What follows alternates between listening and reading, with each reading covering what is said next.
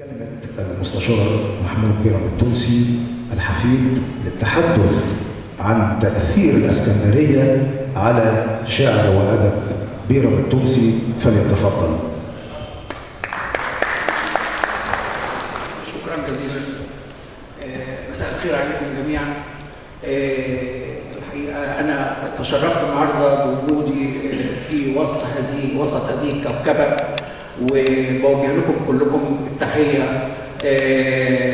سيادة الوزير دكتور يسري الجمل، وأستاذتنا الدكتورة إيناس، وفناننا الكبير ناصر مصطفى، كل الأسماء مش عايز أنا أعدد عشان ما انساش، لكن كلكم بلا استثناء.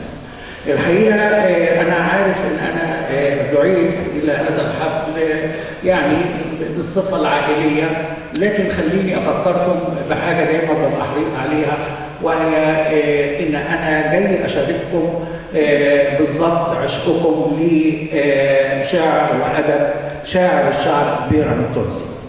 الحقيقة إن بعد مرور حوالي 62 سنة على وفاة شاعر الشعب بيرم التونسي، ما زلنا بنحتفل بشعره وبأدبه.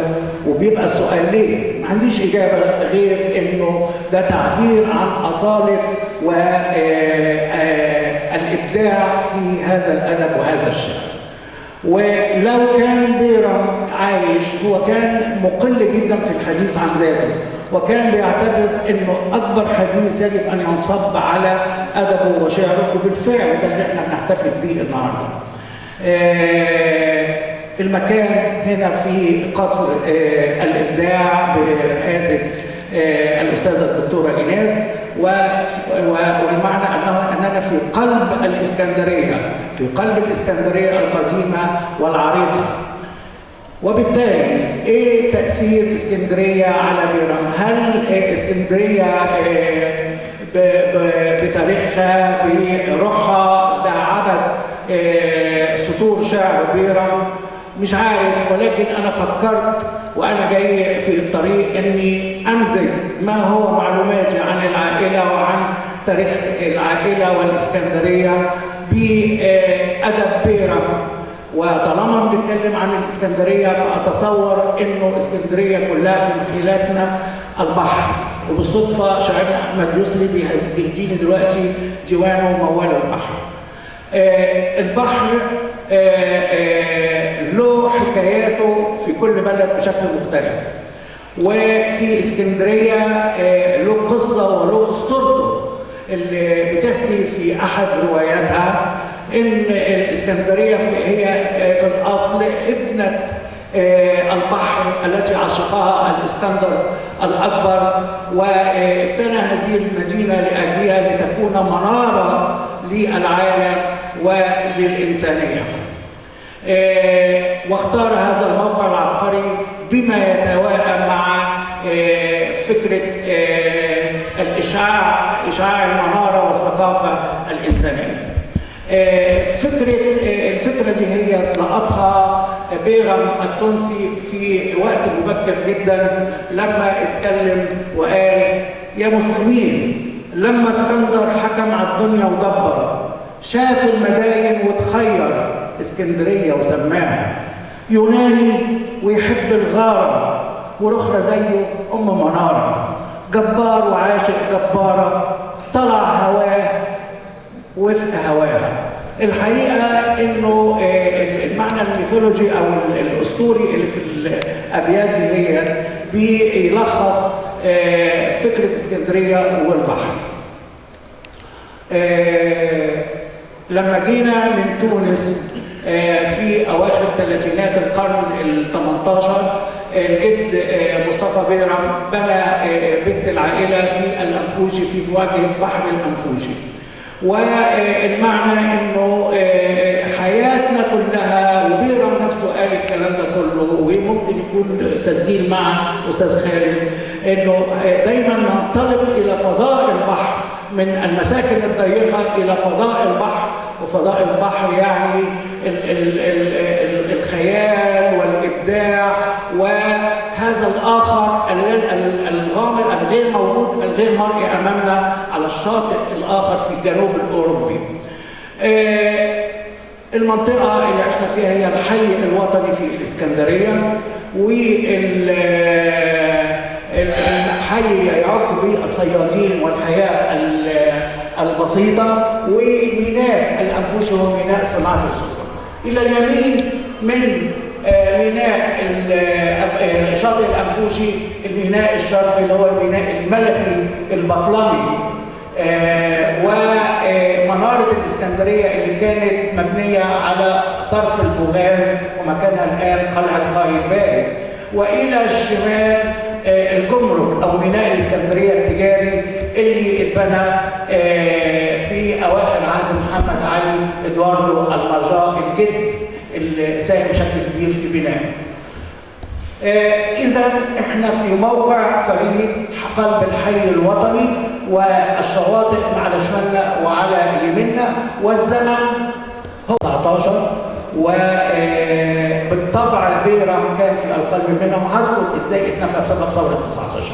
لكن خليني اقول لكم انه تاثر بيرم بالاسكندريه بالموقع العبقري لمنطقه الانفوشي وبحري اثر على رؤيته للدلاله الرمزيه للبحر. انا مش عارف استاذ احمد يوسف في ديوانه كيف راى البحر، لكن اقدر اتكلم بشكل سريع عن بيرم التونسي. اسمعوا معايا الابيات ديت ربما بتلخص الفكره. يا اسكندريه يا اللي زين البحر المتوسط، يا نور عينيا. انا اسف انه هذه القصيده اتكتبت لما قبض عليه من هنا في الجوار في كراكور الاجانب اللي هو نقطه الشريف دلوقتي، ورحل واخذوه على الباخره المسجريه ورحل على تونس سنه 1900 اواخر 1919. فكتب يودع اسكندريه. يا اسكندريه يا اللي زين البحر المتوسط، يا نور عينيا على الشباب وعليك يعوض. كتمت ناري من نهار الدين في ضلوعي، وفضلت اداري عن عيون الخلق دموعي. رأيت مواني عن يمين ملكك وشمالك، ما شفت تاني فيه أثر من بعض جمالك. فراق ويا ريته كان فراق الموت وعزاكي. الحقيقة إن هذه القطعة الشعرية اللي ودع بها بيرم لخصت رؤيته للبحر في فكرة الميناء. نحن نعيش في مواجهة ميناء بناء السفن، وإلى اليمين الميناء الملكي الميناء الشرقي، وإلى الشمال الميناء الأول لإسكندرية. معنى كلمة الميناء حركة دائبة، ده تصوري أنا، حركة دائبة للبواخر التي اللي داخلة واللي طالعة من البوغاز، واللي هتحمل بيرم في منفاه الأول والثاني إلى خارج الوطن. ولكنه دايما عكس أونجاريتي كان يتأمل في العودة ولا يفقد الأمل في أنه سيعود يوما إلى وطنه منتصرا. يا مصر يا مصر هجرك كفاني، يا عاملة قمع ونسياني. ده يوم ما هرجع تاني هتبقى راجعة برسملها. فكرة البحر عند بيرم إذا هي مرتبطة بفكرة المينا، والمينا هو في حركة دائبة. يعني إذا البحر هو فاعل في مع البشر في حركة التقدم وفي حركة الحياة نفسها. عكس يعني عشان أقدر أقرب المعنى، لو إحنا أخذنا على وجه المقاربة بين أحد معاصريه في هذا الوقت ولد في الإسكندرية قبل بيرم ب5 سنوات، وعاش في الإسكندرية إلى الجوار في موالينه في محرم بيه، كان عندهم فرن فينو هناك. هو شاعر إيطاليا العظيم جوزيبي أونجاريتي ابن الإسكندرية. أونجاريتي يعني رؤيته للإسكندرية أو البحر الإسكندرية ده مدرسة مختلفة، مدرسة يمكن هو ابن المدرسة الرمزية والذاتية شوية، فما شافش في المدينة وبحرها غير إنها تتلاشى ولله. يوم ما مشي أونجاريتي في طريقه إلى أوروبا لقد غادر، ده أنا بعتمد على ترجمة الدكتور عادل السيوي، لقد غادرتها غسقا وفي قلبي حفيف غصون سكانة، نوع من الزهر أو شجر، وعبر سفينة بيضاء رأيت مدينتي تتلاشى. هو إذا عند بيرا المدينة سيعود إليها، والمدينة في حركة دائمة، ميناء يتصل ومتواصل مع العالم والإنسانية. لكن عند أونجاريتي هو التلاشي والعدم بمجرد المغادرة.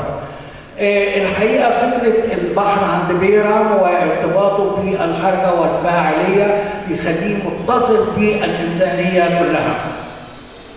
يعني دايما ينظر ويبقى هناك الآخر الذي يتطلع إليه في الشاطئ المقابل في الجنوب الأوروبي، وبالتالي بيدعو المصري: يا مصر وانت اللي هاممني من دون الكل، يحسبك الجاهل عيان بالسل، قوموا وبصوا وطل. يعني إذا عايز أقول يعني البيت الشعر مش هتني دلوقتي، إنما دايما بينظر إلى الأمم الأخرى حتى نتأثر بأسباب التقدم، مش منغلق في شكل ذاتي كما أونجاريتي أو الآخرين. أيضا فكرة البحر عند بيرام بتظهر في ملامح كثيرة جدا في الجرأة والإقدام. والبحر يعني احنا عارفين إنه حي الأنفوشي وبحري منطقة شعبية، وبالتالي معظم المصيادين بيواجهوا أنواع البحر، وده بيستدعي فكرة التعاضد والتعاون.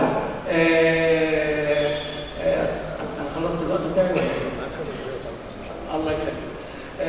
ده بيستدعي فكرة التعاضد والتعاون لمواجهة أنواع البحر.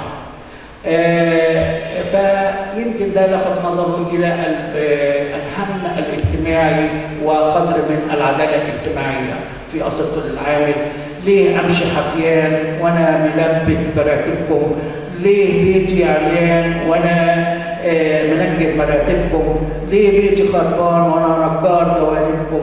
هي كده اسمتي، الله يسامحكم.